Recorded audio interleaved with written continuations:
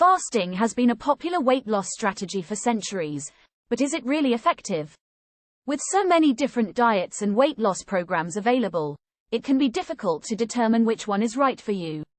One of the most debated topics in the field of weight loss is whether fasting or non-fasting is the better option.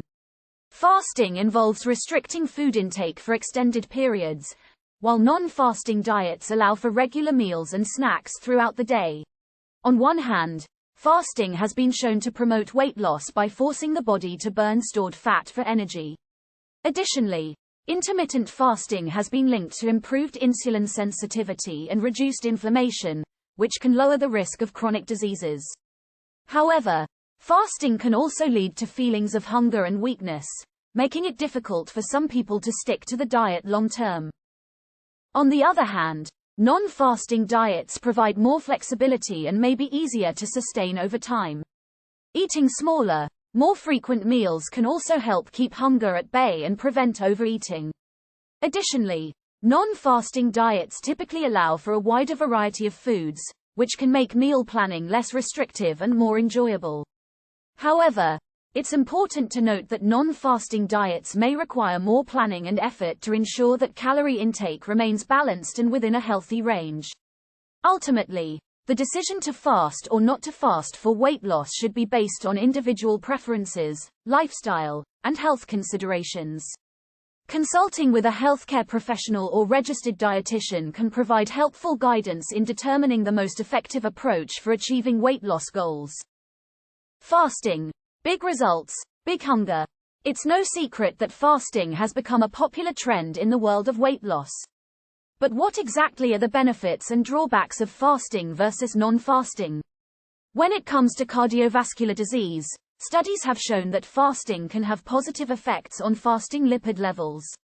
However, it's important to note that these results may only occur in a fasting state, meaning that your lipid levels may not be affected if you're not fasting. Additionally, fasting tests can be difficult and uncomfortable, leaving some individuals at risk for binge eating or other harmful eating habits. It's also important to consider individual risk factors before starting a fasting regimen, as some individuals may not be suited for this type of weight loss approach. Ultimately, the decision to fast or not should be made with careful consideration and consultation with a healthcare professional. If the idea of fasting sounds overwhelming, don't worry, non-fasting weight loss is still an option. Slow and steady weight loss can be achieved without fasting, and it may even be more sustainable in the long run. Plus, non-fasting weight loss may have some benefits for reducing cardiovascular disease risk factors. However, keep in mind that non-fasting weight loss may not have the same impact on fasting lipid levels as fasting does. So, if you're looking to improve your fasting test results, fasting may be a better option.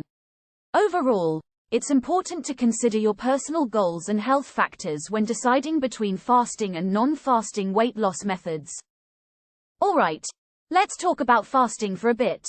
One of the benefits of fasting that people often tout is its potential impact on metabolism.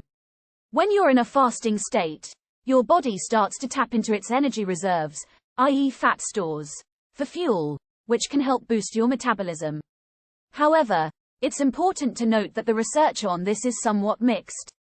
Some studies have found that fasting can increase metabolic rate, while others have found no significant difference between fasting and non-fasting groups.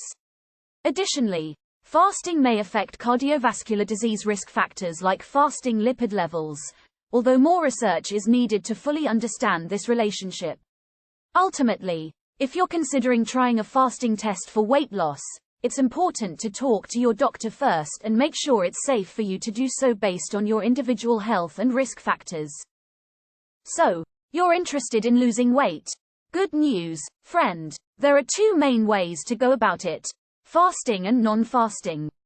Now, you might be thinking that fasting is the way to go since it's been shown to lower your risk of cardiovascular disease, improve fasting lipid levels, and decrease other risk factors.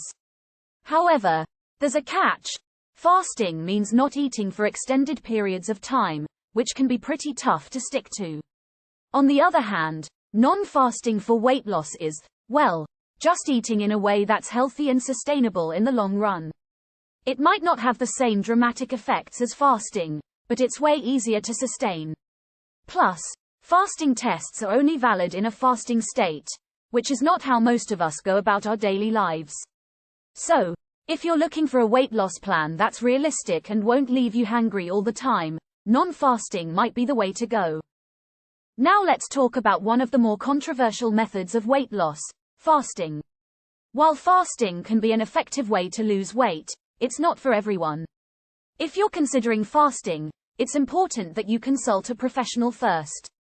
Fasting can affect your cardiovascular disease risk factors, fasting lipid levels, and other health factors.